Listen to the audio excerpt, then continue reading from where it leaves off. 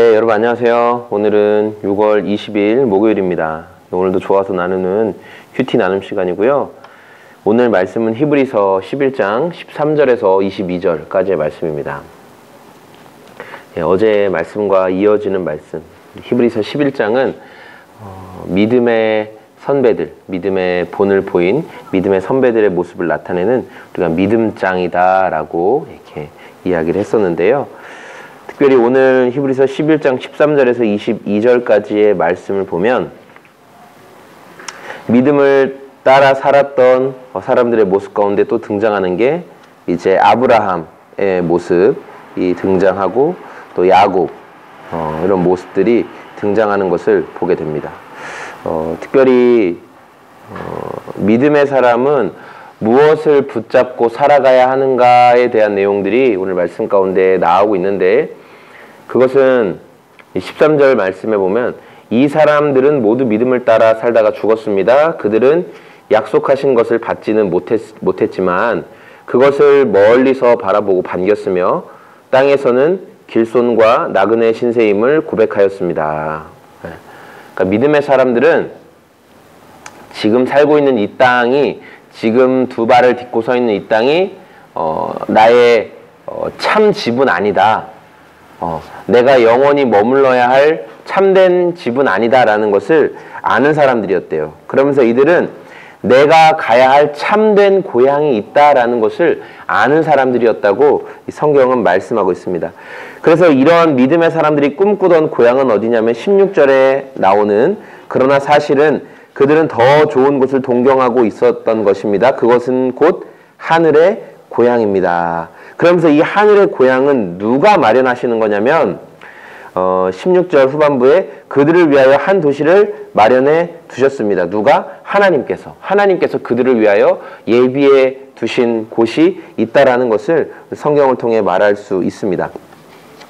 그러면서 이 본향을 사모하고 이 본향을 기대하며 살았던 이 아브라함의 모습, 그리고 또 이삭의 모습, 야곱의 모습, 요셉의 모습에 대해서 이야기하고 있는데, 특별히 믿음의 조상 이 아브라함, 그가 받았던 시험에 대해서 이야기하면서 하나님께서 이삭을 통해서, 아브라함 내가 너의 자녀를 통해서, 너의 허리에서 나온 자녀를 통해서 밤하늘의 별을 보아라, 저 모래알을 보아라, 내가 너의 백성을 이렇게 많게 할 것이다 라고 말씀하셨어요. 그것은 너의 씨를 통해서 그렇게 하시겠다고 말씀하셨어요. 그리고 하나님께서 약속대로 아브라함이 아이를 낳을 수 없는 나이였지만, 아내 사레도 아이를 가질 수 없는 나이였지만 하나님께서 자녀를 주셨어요. 그게 이삭이었어요. 웃음과 같은, 기쁨과 같은 이 아들을 주셨는데, 하나님께서 이 아들을 주시고 너무 예쁘고 참 행복할 그때 또 다시 그에게 말씀하시는 거예요. 내가 내게 지시하는 그 산으로 가서 너의 아들 이삭을, 네 사랑하는 독자 이삭을, 둘째 아들, 셋째 아들 아니에요. 독자 이삭을 내게 제물로 바쳐라 라고 하나님 말씀하시는 거예요. 너무 무서운 말이죠. 너무 무서운 말이에요. 저희도 이제 아이가 태어나고 열흘 정도 지났는데, 그래서 오늘 출생신고를 하고 왔어요. 이름도 지었고 이제 대한민국 국민이 됐네요. 저희 아들이, 셋째 아이가. 그런데 너무 예쁘거든요. 아이들은 예쁘죠. 갈수록 더 예뻐지고. 근데 이삭이 정말 예쁠 때, 정말 눈에 넣어도 아프지 않을 만큼 그렇게 예쁠 때 하나님께서 이삭을 바치라고 말씀하시는 거예요. 하나님께서 이삭을 통해서, 그러니까 나의 씨에서 나온 이삭을 통해서 하늘의 별과 같이, 해변의 모래알 같이 많은 백성들을 이루신다고 했는데, 지금 저 자녀를 죽이신다는 말인가? 하나님의 계획은 도대체 무엇인가? 우리는 하나님의 계획에 대해서 생각이 되게 많아요. 처음에는 하나님께서 이렇게 하신다고 하셔서 이삭을 주셨어요. 오, 이제 하나님의 계획이 이루어지나 보다 생각했는데 다시 이삭을 바치래요. 다시 이삭을 잡으래요. 이삭을 죽이란 말이에요. 그러면 하나님의 계획은 또 뭐지? 다시 끝나나? 어떤 생각으로 이렇게 말씀하시는 건지 이해하지 못할 때가 너무 많아요. 그리고 아브라함은 19절 말씀에서처럼 정말로 이삭을 하나님 앞에 칼로 이렇게 팍 찌르진 않았지만, 아브라함이 손을 들어서 칼을 잡고 손을 들어서 이삭의 손발을 묶어놓고 아브라함이 칼로 내리칠 때는 요만큼만 해야지. 한 3cm 앞에서 멈춰야지. 이렇게 한 게 아니에요. 정말로 그 마음 가운데는 이삭을 하나님께 드린 거예요. 정말로 죽인 거예요. 마음으로. 그리고 정말 칼을 내리치는데 하나님께서 막으셨죠. 그러니까 아브라함은 정말 이삭을 잡았던 거예요. 네.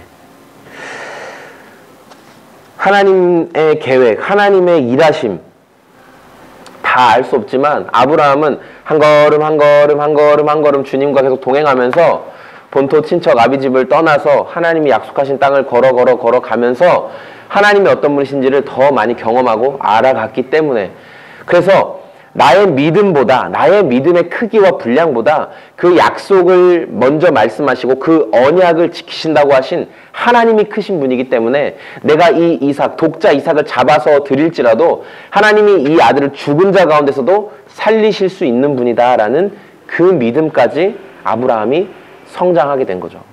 예. 믿음의 사람들은 그래서 우리 삶에 처한 영역들, 내가 지금 두 발 딛고 서 있는 그 영역에서 이 믿음의 눈을 포기하지 않아야 됩니다. 믿음의 눈을 포기하지 않는다는 것은 내가 처한 삶의 영역에서 하나님의 주권을 인정하는 거예요. 내 삶의 영역에서 하나님의 주권을 인정하는 거예요. 나는 하나님의 통치를 받고 있어. 내 삶의 영역에서 나는 하나님의 일하심 가운데 나는 사로잡혀 있어. 내 삶의 영역에서 하나님이 나를 통해 일하고 계셔. 이 사실을 놓치지 않는 거죠. 그 하나님의 주권을 계속 인정하고, 당장 눈앞에 있는 것을 바라보기보다 장래에도 일하실 하나님을 바라보는 것이 오늘 이 믿음의 사람들의 이 모습이었던 것을 보게 되면서, 나는 죽고 사라질지라도 마치 요셉처럼, 그러나 내 뼈를 반드시 하나님께서 내 뼈를 이집트에 머물게 하지 말고 하나님께서 너희를 이집트에서 해방시켜 주실 것인데 그 약속한 땅에 내 뼈를 묻어다오. 지금 나는 여기에서 죽지만 하나님은 반드시 너희를 기억하시고 구원해 주실 것인데 그때 내 뼈도 같이 가지고 나가서 하나님이 약속하신 땅에 나를 장사시켜다오라고 말하는 이 요셉의 믿음의 눈처럼 우리 삶의 영역, 우리 삶의 허락된 환경 속에서 당장의 것이 우리를 옥죄고 죽일 것 같지만,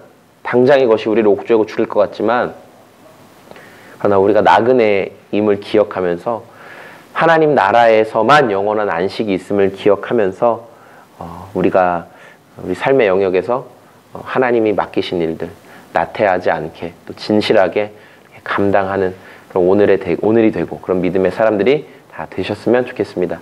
감사합니다. 저는 지금까지 청주시 서원대학교 옆에 위치한 이 소금 제작소를 섬기는 공장장이었고요.